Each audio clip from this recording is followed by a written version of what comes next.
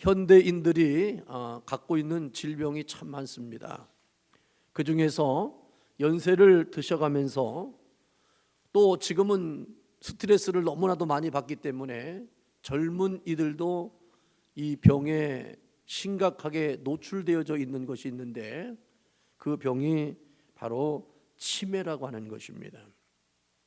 그래서 많은 연세 드신 분들이 다른 병이 내게 오는 것은 어쩔 수 없다고 하지만 이 치매만은 내 인생 가운데서 오지 않았으면 좋겠다라고 하는 갈망의 마음이 우리 연세 드신 분들이 참 많이 갖고 있는 질병입니다. 치매의 증상이 여러 가지로 나타나고 있지만 그 중에 하나가 기억을 하지 못한다는 것입니다. 내가 무엇을 하려고 갔는데 가서 보니까 왜 왔는지, 무엇을 하려고 왔는지 생각이 통 나지 않는 겁니다. 그러면 치매를 의심해 봐야 된다고 하는 것입니다. 기억하지 못하는 것이 치매의 증상이라면 기억하고 사는 것이 얼마나 축복인지를 우리는 기억해야 됩니다. 그런데 기억해야 될 축복 가운데 우리가 잊어버리고 그리고 지워버리고 내 마음속에 아픔과 상처를 남겨뒀던 일들은 다 깨끗하게 지워버리고 정말 여러분들을 새롭게 하고 기쁘게 하고 감사하게 하는 일들로 여러분들의 영혼을 채워나갈 때 하나님의 은혜는 넘치게 될 줄로 믿습니다.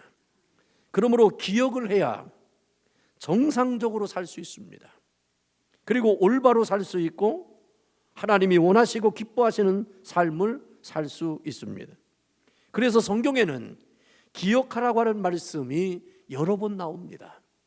그 중에 누가복음 17장 32절에 보면 예수님께서 하신 말씀 중에 롯의 철을 기억하라고 하는 말씀이 있습니다. 소돔과 고모라가 심판받았을 때 뒤를 바라보지 말고 하나님께서 지시한 저 산으로 달려가라고 하나님이 음성을 주셨습니다. 그렇지만 자기의 마음과 자기의 모든 것을 이름을 뒤로 하고 앞만 향하여 달려갈 수 있다는 것은 결코 쉬운 일은 아니었습니다. 근데 롯의 처는 소돔과 고모라 성에 멸망했을 때 나왔는데 가다가 뒤를 돌아보므로 그가 소금 기둥이 되어져 있습니다. 지금도 성지순례에 가면 저것이 롯의 처라고 하는 것으로 이 기둥이 서 있는 사람의 모양의 바위가 있는 것을 볼 수 있습니다. 이 말은 무슨 말씀입니까? 세상만 바라보고 어리석은 삶을 살지 말라고 하는 것입니다. 우리는 언젠가는 내가 그토록 사랑했던 것도, 내가 그토록 아꼈던 것도, 내가 그토록 집착하면서 붙잡고 있었던 것도 우리는 내려놓아야 될 시간이 우리는 반드시 옵니다. 그럴 때 우리는 그것에 대한 것에 대해서 나는 내려놓을 줄 아는 사람이 되어야 되는 거예요. 그것을 비울 줄 아는 사람이 되어야 되는 겁니다. 이것이 바로 은혜라는 것입니다. 그러나 롯의 처는 나오는 것까지는 나왔는데 마지막 하나님께서 말씀하신 산으로 올라가는 중에 그는 갑자기 자기도 모르게 뒤를 돌아보는 아쉬움을 남기게 되었습니다. 그리고 누가복음 24장 6절에 보면 천사는 제자들을 향하여 이렇게 외칩니다. 예수님께서 갈릴리에 계실 때에 너희에게 어떻게 말씀하셨는지를 기억하라고 얘기합니다. 죽은 자 가운데서 3일 만에 살아나실 것을 말씀하신 주님의 말씀을 기억하고 예수님이 부활하셨다는 것을 너희가 기억하면서 다시 영적으로 회복하라고 말씀을 하고 있는 겁니다. 그리고 사도행전 20장 31절에 보면 사도 바울은 에베소 교회 장로님들에게 이렇게 얘기합니다. 내가 3년이나 밤낮 쉬지 않고 눈물로 각 사람을 훈계하던 그것을 기억하라고 말하고 있습니다. 성도 여러분, 기억하며 사는 것은 우리의 삶을 하나님이 기뻐하시고 원하시는 삶으로 사는 데 있어서 아주 중요한 요소가 됩니다. 그러므로 우리는 주야로 하나님의 말씀을 묵상하는 자가 된다는 얘기는 말씀을 기억하며 사는 자가 복 있는 사람이 되는 것입니다. 그래서 하나님은 애굽에서 종살이하고 있던 이스라엘 백성들을 구원하신 후에 여호와의 유월절을 지키라고 말씀하시면서 출애굽기 12장 14절에 이날을 기념하여 여호와의 절기를 삼아 영원한 규례로 대대로 지킬지니라고 하셨습니다. 구원하신 후에 유월절을 지키라고 하신 이유가 뭘까요? 애굽에서 구원하신 하나님의 은혜를 잊어서는 안 된다는 것입니다. 그리고 기억하여 하나님을 섬기고 살라는 것입니다. 여러분, 내가 오늘도 감사할 수밖에 없는 이유에 어제의 삶을 기억하는 은혜가 있어야 됩니다. 우리가 기억을 잃어버리게 되면 지금을 감사하는 일에 큰 어려움이 있습니다. 그러므로 지금도 나는 감사할 수밖에 없는 그 이유가, 근거가 여러분들이 메모리 속에, 생각 속에, 마음 속에 오늘같이 내가 감사한 것이 어디 있냐고, 내가 지금 이 모습 이대로를 내가 감사할 수 있음에 대한 고백을 할 때 여러분들은 진정한 행복한 사람이 되는 것입니다. 오늘 본문에서 사도 바울은 사랑하는 제자 디모데에게 예수를 그리스도를 기억하라고 권면합니다. 본인이 감옥에 갇혀 있습니다. 사도 바울은 이제 알았습니다. 내가 내 인생 가운데 남은 시간이 얼마 있지 아니함을 알았습니다. 그래서 이 상황 가운데 있을 때 사랑하는 제자, 그리고 하나님의 거룩한 일을 감당하고 있는, 사명을 감당하고 있는 디모데에게 바울이 남겨줄 수 있는 마지막 그에게 권면의 말이 뭐냐? 예수 그리스도를 기억하면서 살라는 겁니다. 그 전에 디모데후서 2장 그 앞절에 보면 이렇게 되어 있습니다. 너는 그리스도의 좋은 군사가 되라. 승리하는 경기자가 되어라. 수고하는 농부가 되어라고 권면합니다. 그러면서 오늘 본문에서 사도 바울은 가장 중요한 권면을 하고 있습니다. 그 권면은 예수 그리스도를 기억하라는 겁니다. 내가 아무리 세상을 살면서 좋은 훌륭한 업적을 남겼고 훌륭한 사람의 인생의 삶을 살았고 내가 승리하면서 영광 가운데 내가 존귀한 자로 내가 삶을 살았다 할지라도, 그리고 내가 수고하고 애썼던 그 모든 것들의 결산이 풍요로움으로 만끽되어지고 내 인생을 뒤돌아보면 정말로 감사하고 감격할 것밖에 없다라는 삶으로 인생을 결산할다 할지라도 그것으로 우리의 인생을 결산할 수 있는 것이 아니라고 얘기하는 것입니다. 그러므로 사도 바울은 이 디모데에게 권면하는 말씀 중에 왜 예수 그리스도를 기억하라고 했을까요? 예수 그리스도를 기억하는 일이야말로 신앙생활을 잘하는 최고의 비결이 되기 때문이었습니다.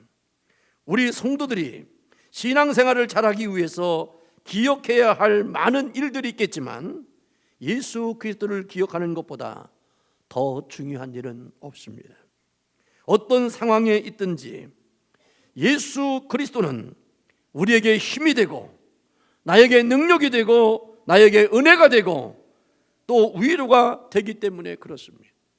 예수의 이름을 부르면 지금의 자리에서 머무를 수 없는 원천이 우리에게 있음을 믿기 때문에 그렇습니다. 그래서 찬송가 510장에 보면 이런 찬송이 있습니다. 근심이나 걱정이 있을 때 겟세마네 동산의 주를 생각하라. 수치됨과 아픈 곳이 있을 때 빌라도의 뜰에서 주를 생각하라. 나의 받은 괴로움과 괴로움이 심하여 감당하기 어려울 때 갈보리에 올라가신 예수님을 생각하라는 것입니다.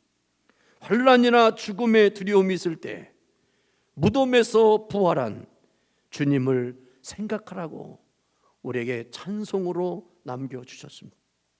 그러므로 예수님을 생각할 때, 주님의 십자가와 고난을 기억할 때, 그리고 예수님의 부활을 내가 믿고 고백할 때, 우리에게는 어떤 어려움이나 어떤 상황 가운데서도 능히 모든 것을 극복할 수 있는 하나님의 사람으로 우리가 세워지게 된다는 것입니다.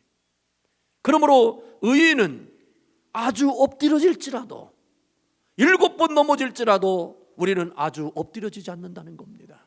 그 이유가 뭡니까? 하나님의 강한 오른손이 우리를 붙잡아 일으키시기 때문에 그렇습니다.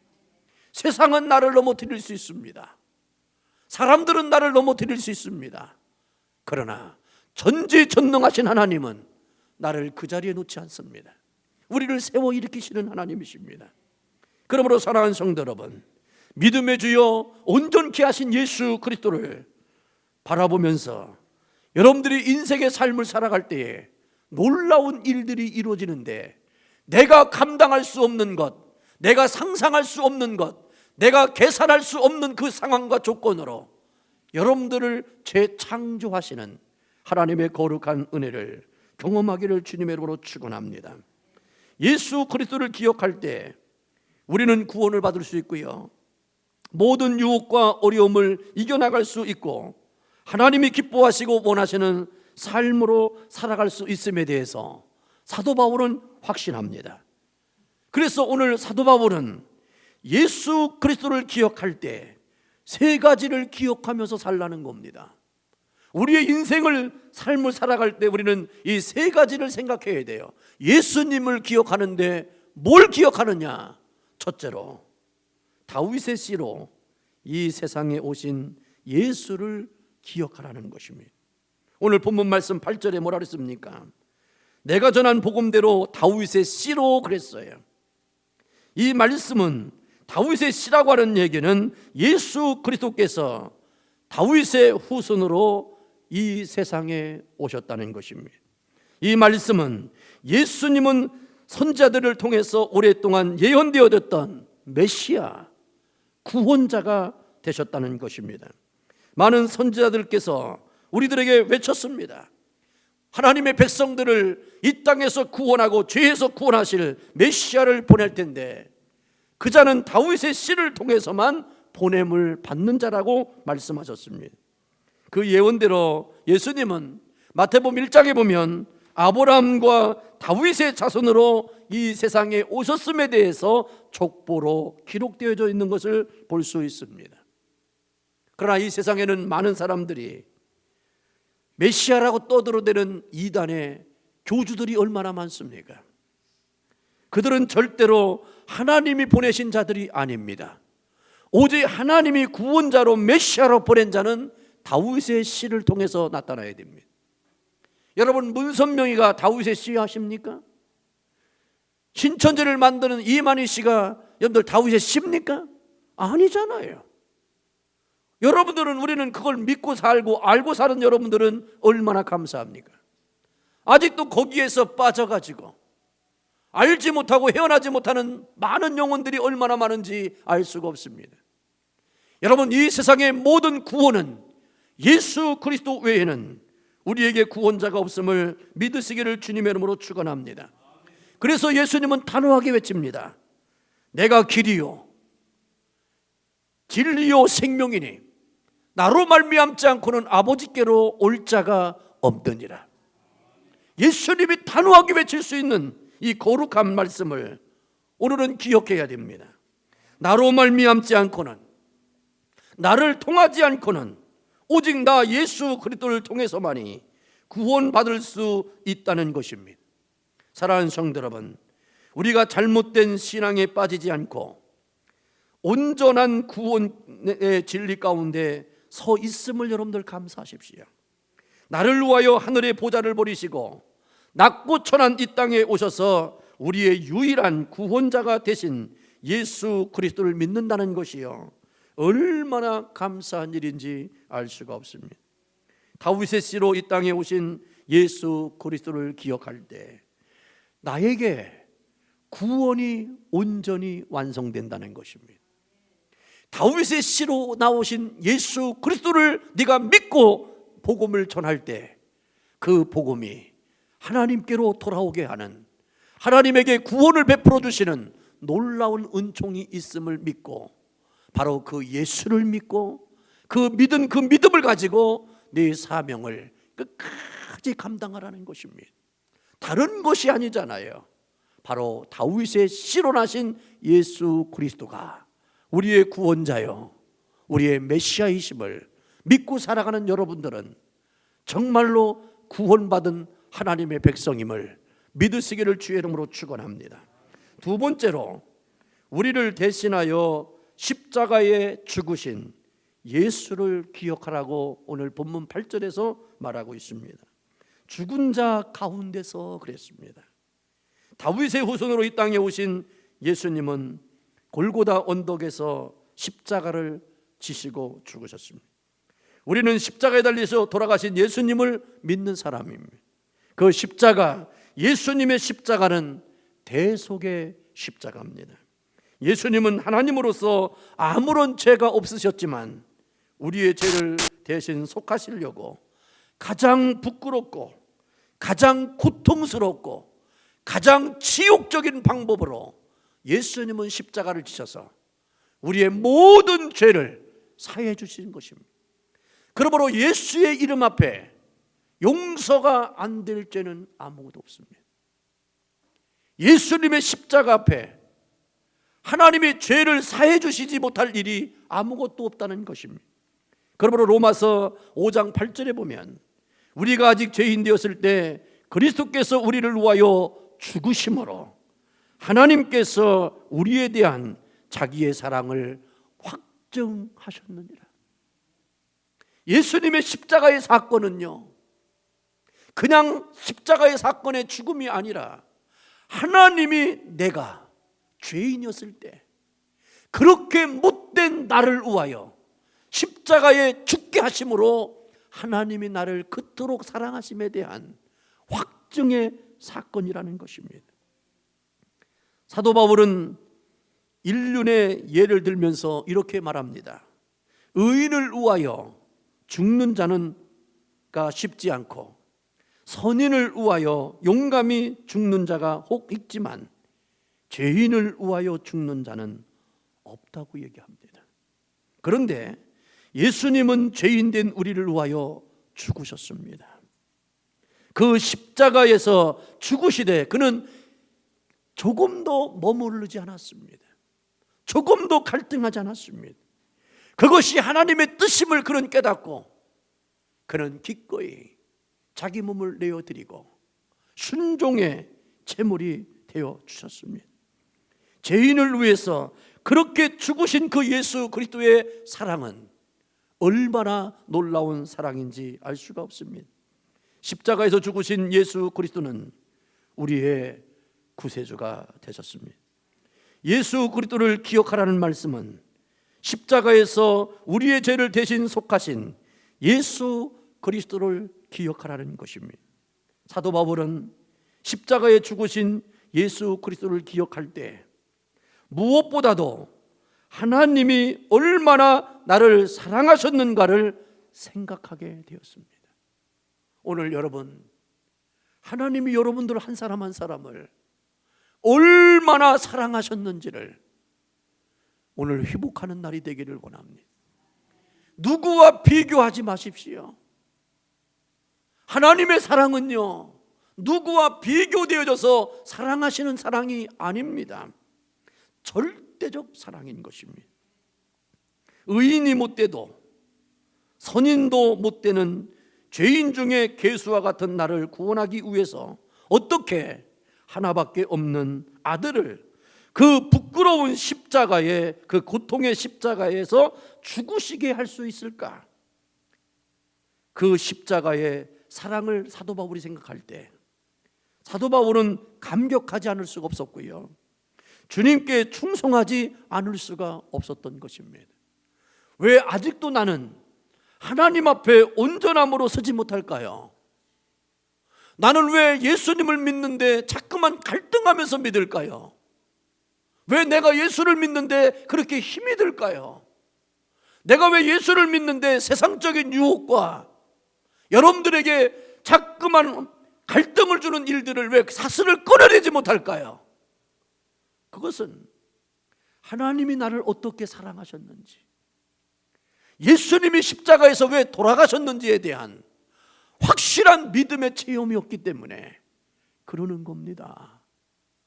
여러분들이 물에 빠져서 허우적거릴 때 여러분들을 누군가가 여러분들을 건져냈다고 생각해 보십시오.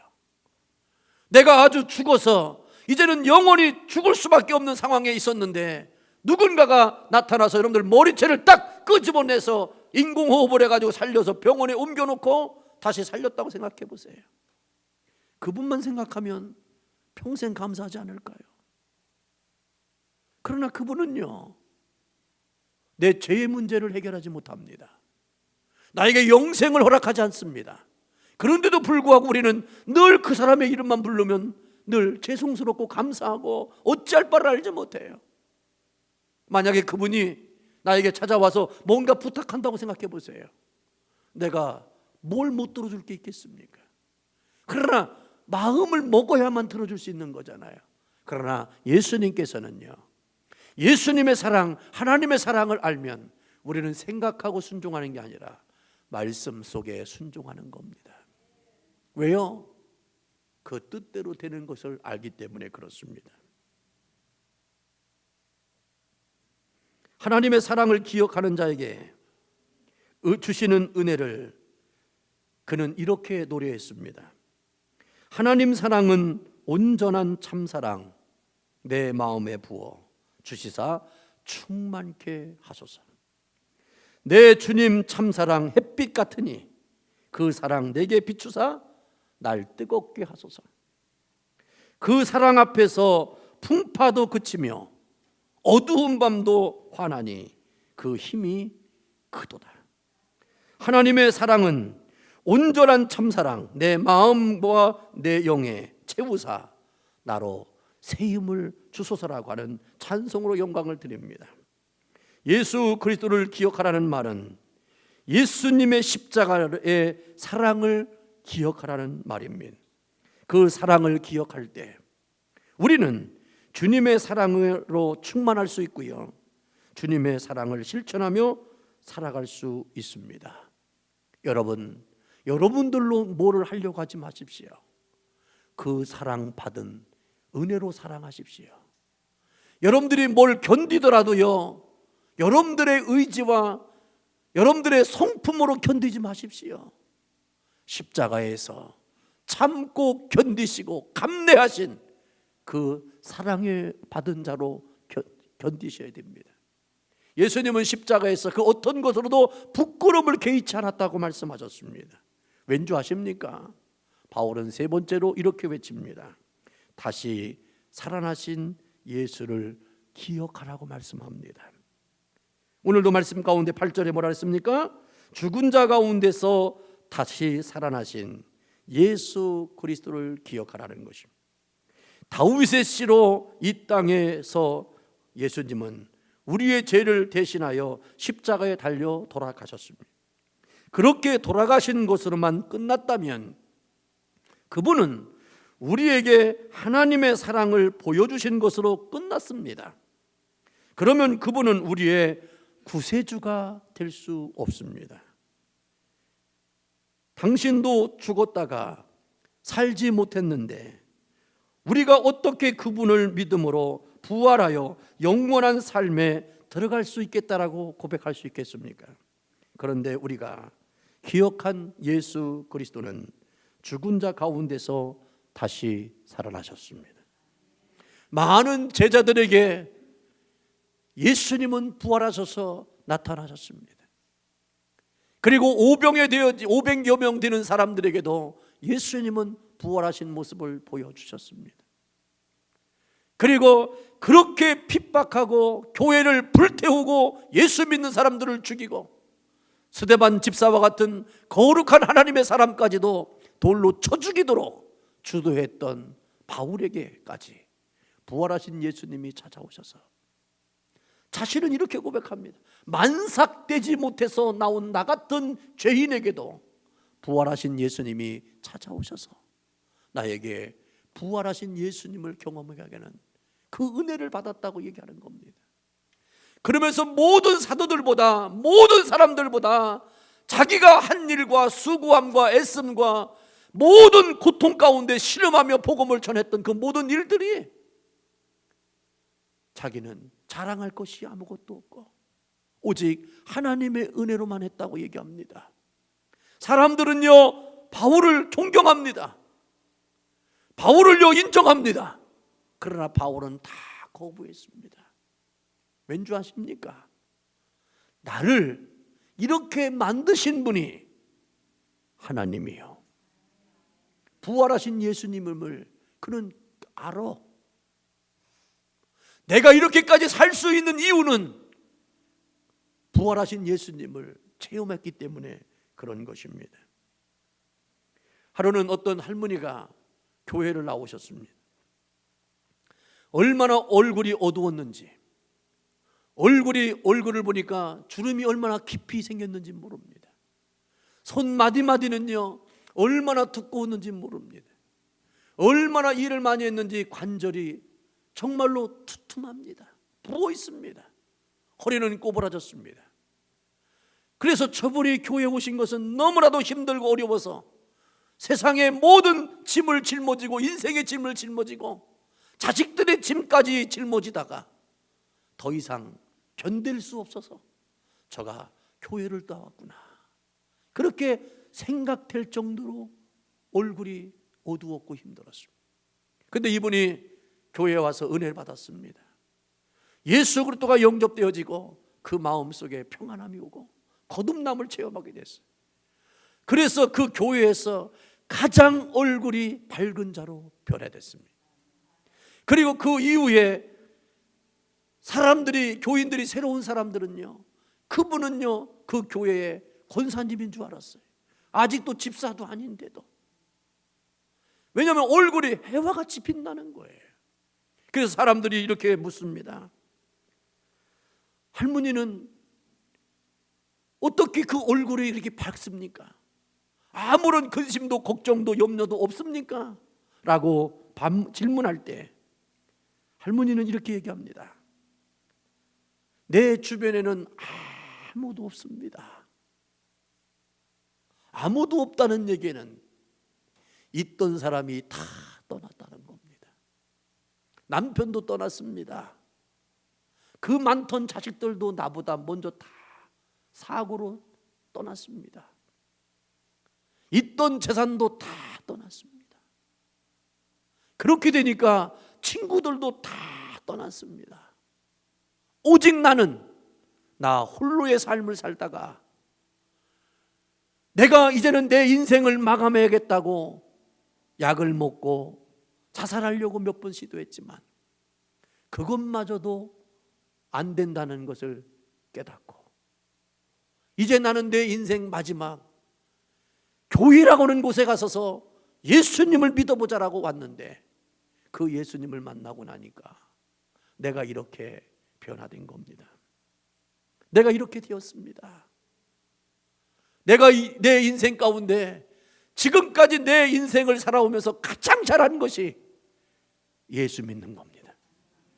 내가 이렇게 행복해질 수 있었다면 내가 더 젊었을 때, 내가 뭔가 할 수 있을 때 예수를 만났다면 얼마나 감격스러울까. 같이 있을 때, 더불어 살아갈 때 그들의 손을 맞잡고 함께 했다면 내가 내 인생에 얼마나 행복했을까.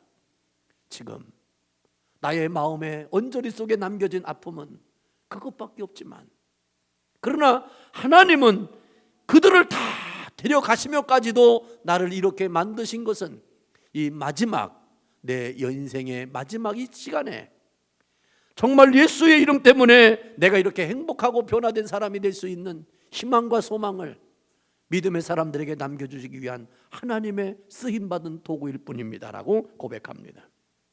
그럴 때 한 젊은이가 이렇게 고백합니다. 그러면 할머니는 힘들고 어렵고 괴로운 일을 당할 때 어떻게 하십니까? 그때 이가 이렇게 얘기합니다. 나는 그럴 때 늘 3일만 참자. 3일만 기다리자. 예수님이 3일 만에 부활하셨던 것처럼 나는 3일만 참고 나는 3일만 기다리는 인생으로 내 인생을 살았는데 부활의 신앙이 내 안에 들어오니까 이제는 다 그까진 거야. 그것이 나에게 영원한 고통과 괴로움으로 순간적인 그 일이 나를 엄습하지 않고 나는 힘들지도 않고 외롭지도 않고 배고프지도 않고 슬프지도 않고 지나간 과거에 내가 얽매이지 않고 영원한 하나님 나라를 바라보며 소망하니 내게 영원히 무엇으로 그 기쁨을 대신할 수 있겠느냐라고 반문합니다. 예수님이 죽음의 권세를 이기시고 부활하신 것처럼 하나님의 은혜 속에서 모든 문제들이 해결될 것을 그는 믿는 할머니였습니다. 할머니 성도의 신앙이 예수 그리스도의 부활을 기억하는 신앙이었습니다. 사랑하는 성도 여러분, 예수 그리스도의 부활을 기억하는 여러분들이 될 때만이 세상을 이길 수 있습니다. 여러분들의 질병의 문제도 다스릴 수 있는 겁니다. 여러분들의 인생의 고민 가운데 있는 모든 것도 다 감당할 수 있고 승리할 수 있는 것입니다. 부활하신 예수님은 지금도 살아계셔서 여러분들과 늘 함께 계시잖아요. 그 예수님 우리에게 말씀하셨습니다. 세상 끝날 때까지 항상 너희와 함께 하겠다고. 부활하신 예수 그리스도를 기억할 때 예수 그리스도가 부활하신 것처럼 우리도 부활할 것입니다. 예수 그리스도의 부활의 능력이 우리의 문제를 해결해 주실 것입니다. 그러므로 예수 그리스도의 부활의 축복이 여러분들과 함께 하기를 축복합니다. 다윗의 씨로 이 땅에 오신 예수 그리스도, 십자가에 달려 우리를 위하여 죽으신 예수 그리스도, 죽은 자 가운데서 다시 살아나신 부활의 예수 그리스도를 생각하였던 바울은 그 복음을 위하여 고난까지 감수하며 복음을 전하는 일에 목숨을 드렸습니다. 그래서 사도 바울은 먼저 이 구원의 복음을 나에게 자신에게 허락하신 하나님의 은혜에 감사하면서 그는 복음을 전했습니다. 예수 그리스도를 비방하고 박해하고 폭행하였던 나를 택하여 구원하시고 직분을 맡겨주신 일을 생각할 때 사도 바울은 너무나도 감사하고 감격할 수밖에 없었습니다. 사도 바울이 기억하는 예수 그리스도에게 그는 얼마나 고맙고 감사한 분인지 모릅니다. 그 은혜의 사랑을 생각할 때 사도 바울은요 감사함으로 충성할 수밖에 없었습니다. 이유와 조건을 따지지 않았습니다. 어떤 형편과 조건이라고 생각하지 않았습니다. 그는 무조건이었습니다. 그럴 때 하나님께서는 그의 삶을 다 감당하게 하셨습니다. 때로는 육체로 감당해야 될 일이 있다면 그는 육체로 다 감당했습니다. 자기가 어떤 일을 도와서 해야 될 일이라면 돕게 만들어준 통로가 되어졌습니다. 예수의 그리스도의 이름으로 능력을 행하는 일이었다면 그는 하나님께서 그에게 능력을 부어주셔서 죽은 자를 살리시는 일까지 했습니다. 각생 병든 자를 고치는 능력까지 행하게 됐습니다. 바울은 자기로 살지 않았습니다. 하나님께서 주시는 거룩한 능력으로 살았습니다. 왜요? 그 예수를 믿을 때 하나님께서 그에게 예수의 복음이 땅끝까지 증거되어지는 사역을 그를 통해서 역사하려고 하나님이 하실 수 있는 모든 일을 그에게 위임하셨어요. 오늘도 우리는 그것을 위임받은 사람들입니다. 그러므로 사랑하는 성도 여러분, 여러분들에게 주어진 부활의 신앙이 있으면, 예수님을 온전히 믿는 그 믿음이 있다면 여러분들에게 주어지는 그 모든 것들은 탓할 수 없습니다. 그 모든 것들을 다 극복하게 될 것이고, 그것을 통해서 하나님의 살아계심이 여러분들의 입술을 통해서 간증되어지는 놀라운 일들이 나타나게 될 것입니다. 그리고 바울은요 이 구원의 복음, 예수 그리스도의 복음밖에는 다른 구원의 복음이 없다고 그는 믿었습니다. 예수님은 유일한 구원의 길이었습니다. 이 복음을 믿으면 구원받고 믿지 않으면 구원받지 못한다는 사실을 생각할 때 그는 땅끝까지 가서 복음을 전할 수밖에 없었고, 때와 장소를 가리지 아니하고 그는 스스로를 땅끝으로 내몰았습니다. 그래서 바울은 성령의 감동에 따라서 움직일 수 있었습니다. 때로는 욕망도 있었겠죠. 머무르고 싶겠죠. 편하고 편리한 일을 선택할 수도 있었겠죠. 그러나 바울은 그렇게 하지 않았습니다. 하나님이 밀어내는 곳에 그는 가 있었습니다. 왠지 아십니까? 그곳만이 하나님이 자기와 함께하는 걸 믿었기 때문이에요. 여러분들에게 주어지는 일들, 어떤 맡겨지는 일들을 거부하려고 하지 마세요. 그거를 내가 감당하려고 할 때 부활하신 능력의 하나님이 거기에 함께 가십니다. 여러분들이 있는 곳에 하나님이 역사하는 것이 아니라 하나님께서 여러분들을 몰아내신 그곳에서 하나님의 놀라우신 일들을 경험하게 될 거예요.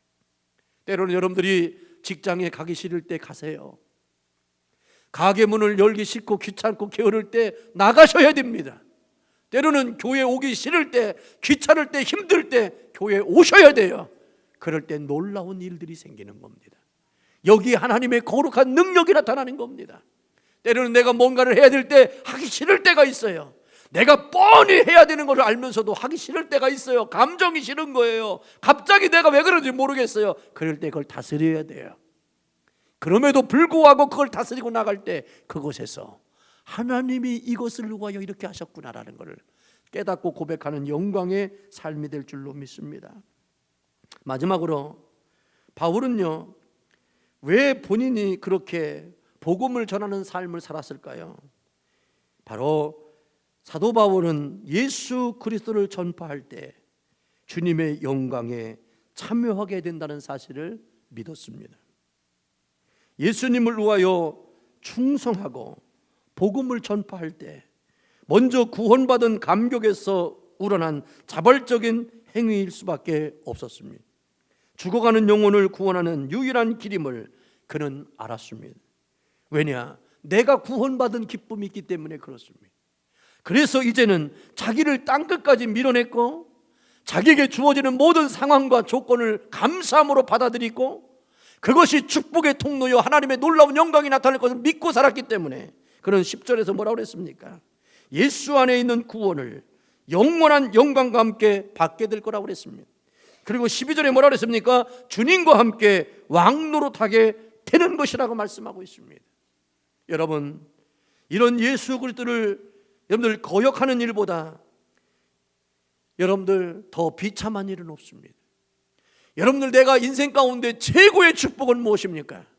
예수님을 기억함으로 내가 예수 그리스도를 기억하는 그 삶 가운데 살면서 하나님께서 때를 따라 은혜를 주시고 성령의 감동과 감화를 통하여 내가 무엇을 할 것인가를 지적하고 알게 하시고 깨닫고 하시는 일에 내가 순종할 때 놀라운 일들을 경험하게 될 것입니다. 세상이 줄 수 없는 기쁨을, 감격을 누리게 될 것입니다.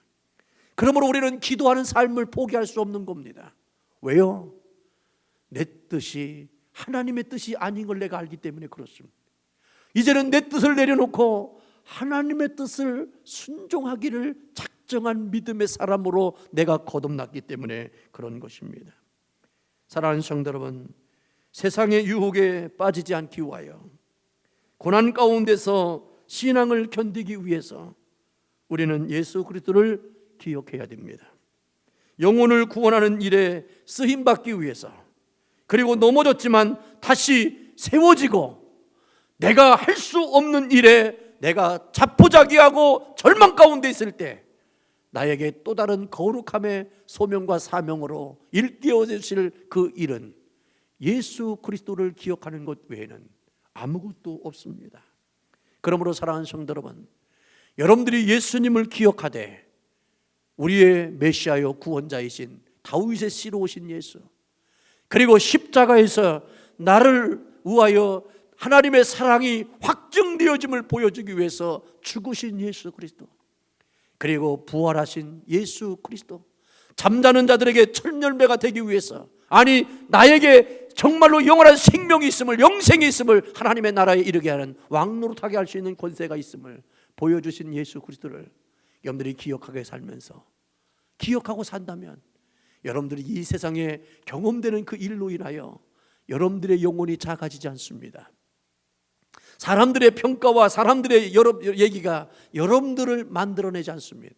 오늘도 우리는 예수 그리스도를 기억하는 사람들은요, 세상이 감당 못할 겁니다. 여러분들은 세상이 감당하지 못하는 사람으로 하나님이 여러분들을 사용하실 것을 믿고 그 믿음에서 승리하여 믿음의 최후의 승리자가 되는 교회와 여러분들의 영혼 되기를 주님의 이름으로 축원합니다.